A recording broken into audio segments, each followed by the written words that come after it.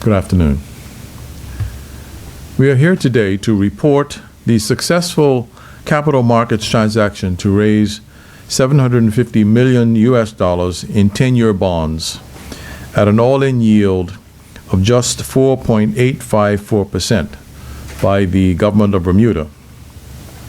The transaction represents the largest ever bond transaction and lowest ever bond spread for the government of Bermuda. Now, what do I mean by the bond spread? The bond spread is the difference between the yield on Bermuda's bond as compared to the yield on a US dollar 10-year bond. This spread is the measure of whether we obtained a good deal or not. The smaller the spread, the better the deal. Here is a brief synopsis of the process that led to this successful transaction. As announced on Monday, July 22nd, 2013, the Bermuda government conducted meetings with international investors to provide them with an update on economic and fiscal developments in this country. This also allowed us to evaluate market conditions and potential funding opportunities to implement the Ministry of Finance's new, already announced, multi-year borrowing strategy. This is called a roadshow in the capital markets.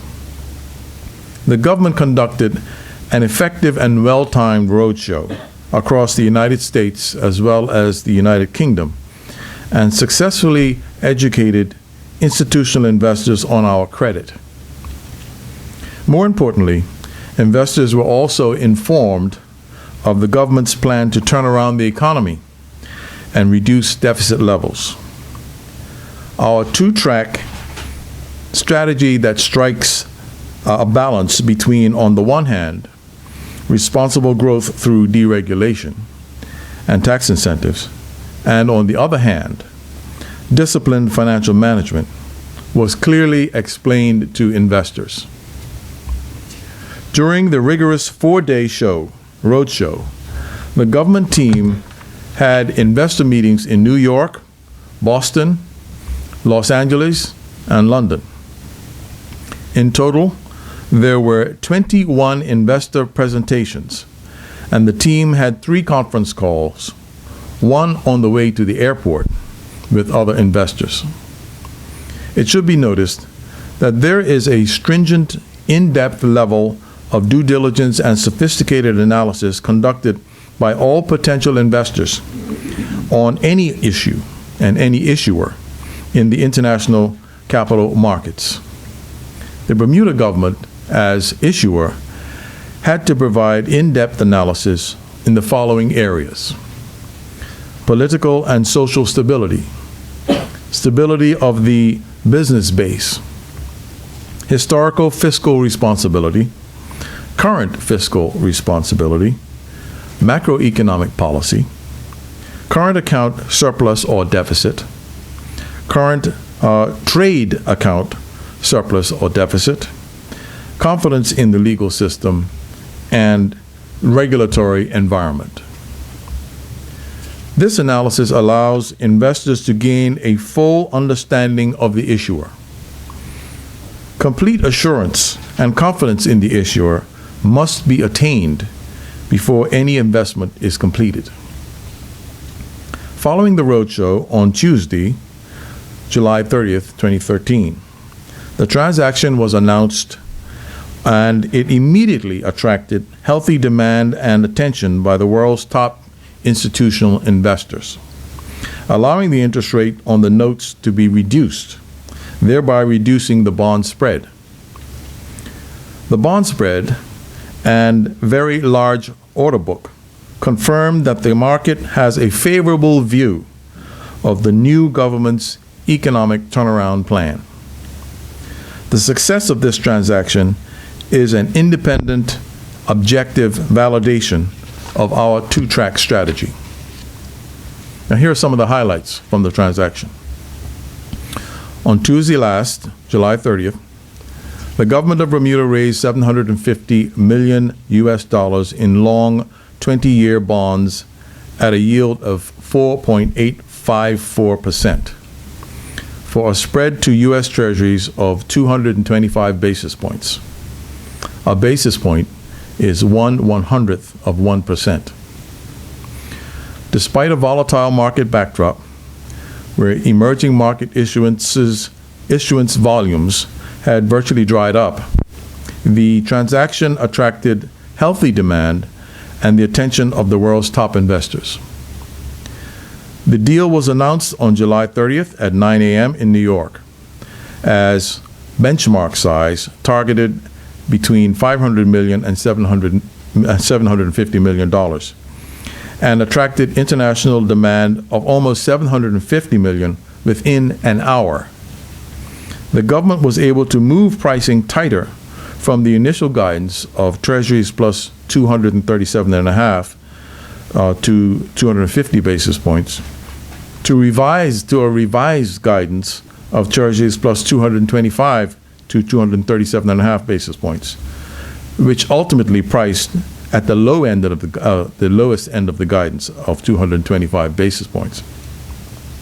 The final order book of over $2.25 billion, representing 3 times oversubscription, enabled the government to both tighten the price guidance and upsize the transaction. Bermuda was able to further expand its international investor base, with over 175 investors placing orders from across the United States, Europe, and Bermuda, focusing on a combination of high-quality fund managers and insurance companies. Ultimately, the cost to the government of this transaction was a modest 20 basis points. It is pleasing to note that despite our ongoing economic challenges and the general volatile global rate backdrop, confidence has been maintained in the Bermuda credit story, and there remains a substantial investor appetite for Bermuda government paper, as illustrated by the success of this transaction. Now, those are my prepared comments, and I'm, of course, happy to answer any questions. First of all, Yes, sir. to the layman, what does this mean for the Bermudian economy? What it means is that the government has been able to finalize financing for the next 3 years of its operations. You'll recall that we are forecasting government deficits going forward, at least for a while. And this means that we have the money in the bank to do that. You mentioned as well that this cost to government was 20 basis points. What is that in terms of a dollar figure mean for people who don't quite understand what this? It's 1.4 million. Yeah, 1.4 million. Final question. It sounds like there were a lot of regulations that had to be met, a lot of requirements, that had to be met. Yes. Before this deal went through. Is that standard practice, or was this specific to Bermuda? That's standard practice. You mentioned that some of the criteria you had to present were the previous historic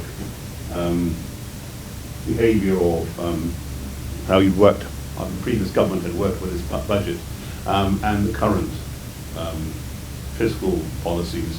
What comments came out of that first part of our reputation, so to speak, in the first historic thing? Did we have a bad record that you could then explain had been improved or had been tackled?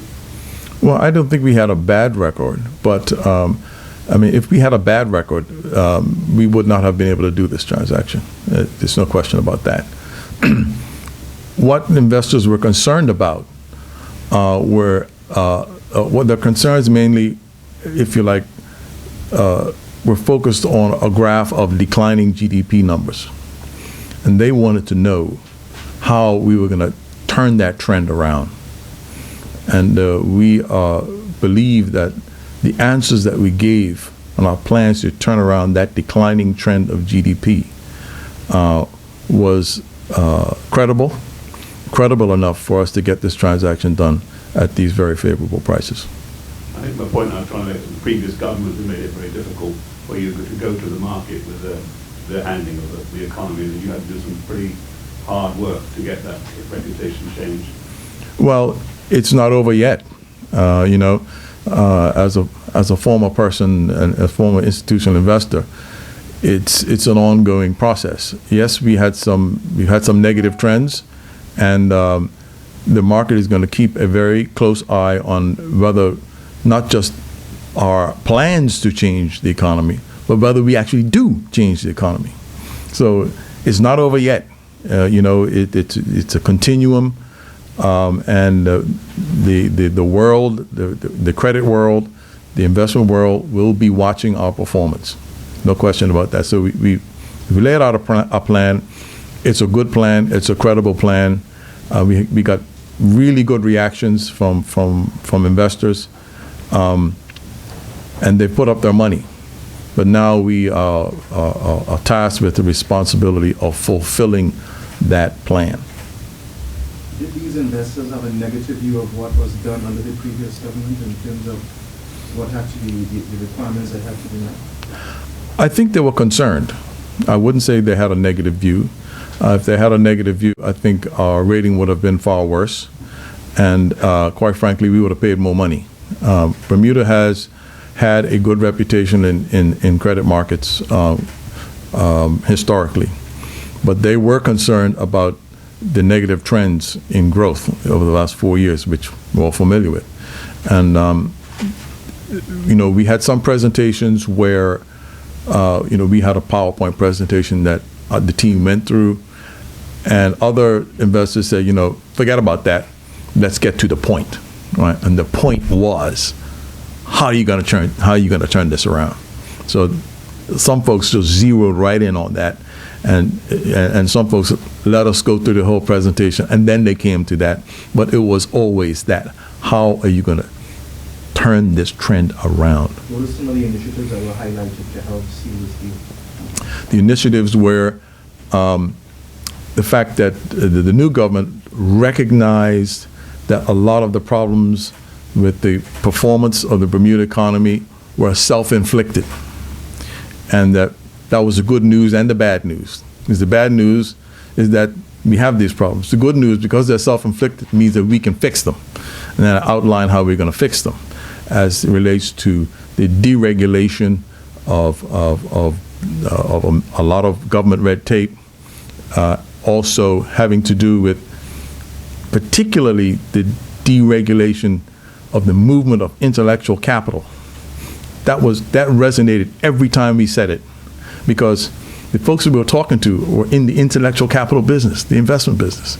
And what we did, we said, if I was talking to you as an investor, I would say, suppose your company had a subsidiary in Bermuda, and they sent you to Bermuda as an official or as an analyst or whatever.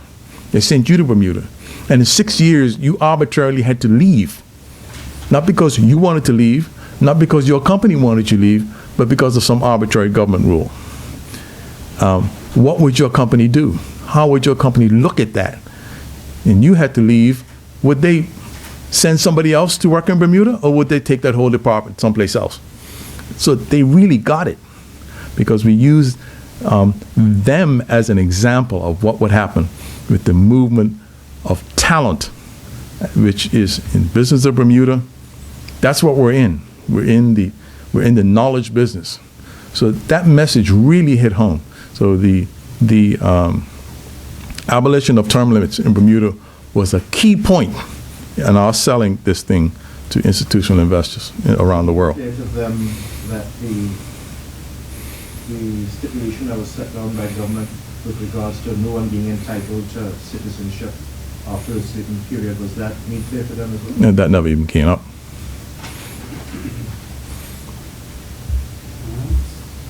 You seem very pleased with how it ended up in Yes. terms of the interest rates that you achieved. What do you think that you saved overall from the initial,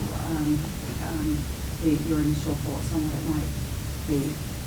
Well, I think that we were pleased with the reaction, and we were pleased with the price. As to exactly how much money we'll save, only time will tell. But we still are sticking with our story that it's going to save between $20 and $40 million over 10 years. much of this was subscribed to by Bermudian investors? I'm glad you asked that question. This is not the end of our fundraising. You remember I talked about 800 million, and we've got 750 million that we've raised so far. Of this tranche, we had a few of our reinsurance companies that subscribed. I can't name them, or it wouldn't be right for me to name them.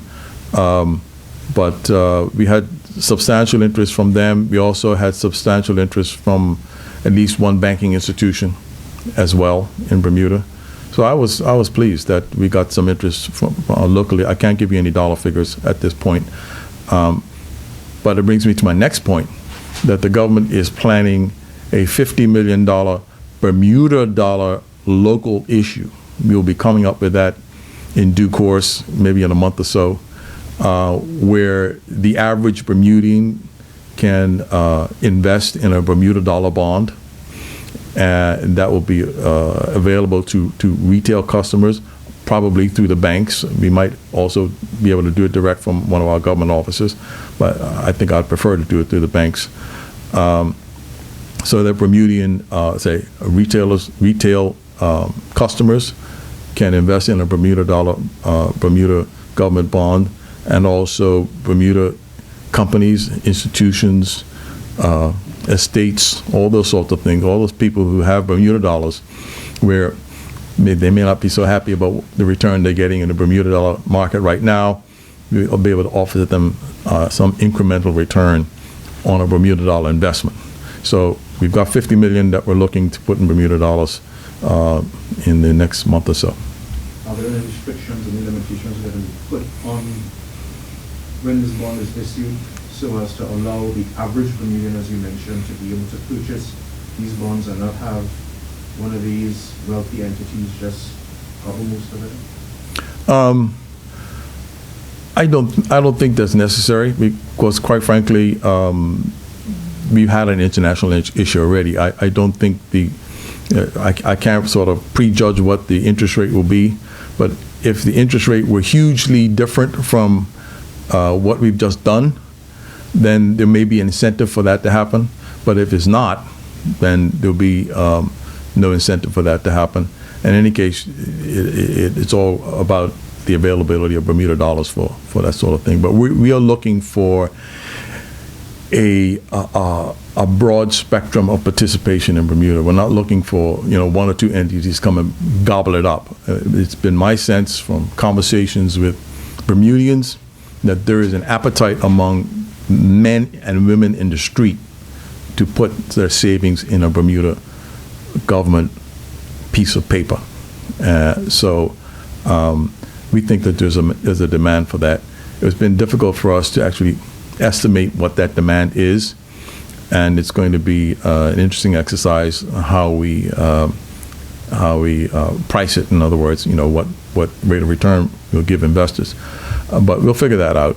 But I'm pretty confident there's a significant appetite for it, and I think people want to support Bermuda, and this will be a way for them to do it. That's exactly my point. I'm sure that while people knew what a lot of people are willing to support Bermuda and get involved in an initiative such as that, there are those who have the financial well-being to buy huge chunks and perhaps keep the small man, quote unquote, out of the market.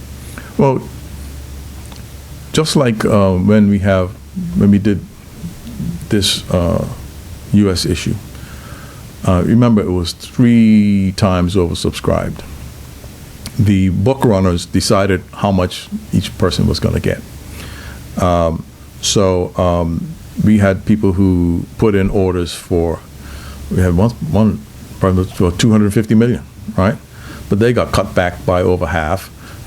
We had some other people who put in big orders and they got cut back. We had some other folks who put in small orders and they got all of it. So the people who are managing these issues get to sort of shape the issue in a kind of the way they want. And there are sort of relationship factors involved.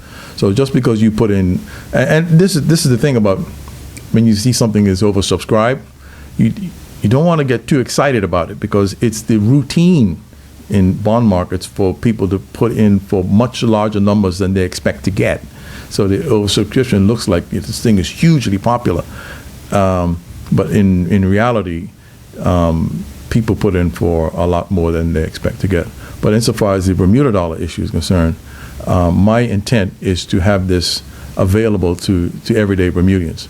So we'll try to make sure that no one or two entities with deep pockets come in and soak the whole thing up. I'm not going to let that happen. Can I just ask, just very much ballpark, because obviously it's a little way off, but in terms of timing for this and also in terms of pricing? Well, I can't tell you anything about pricing, but I can tell you that in terms of timing, I'm looking at September. August is a bit of a write-off for, that's one of the reasons we had to get this U.S. deal done when we got it done, because once August started, everybody flies away for August. So it's the same thing in Bermuda. We're kind of ruled by our children's schedules, which, when school goes back, everybody else goes back. So I'm looking at, I'm hopefully looking for September on this.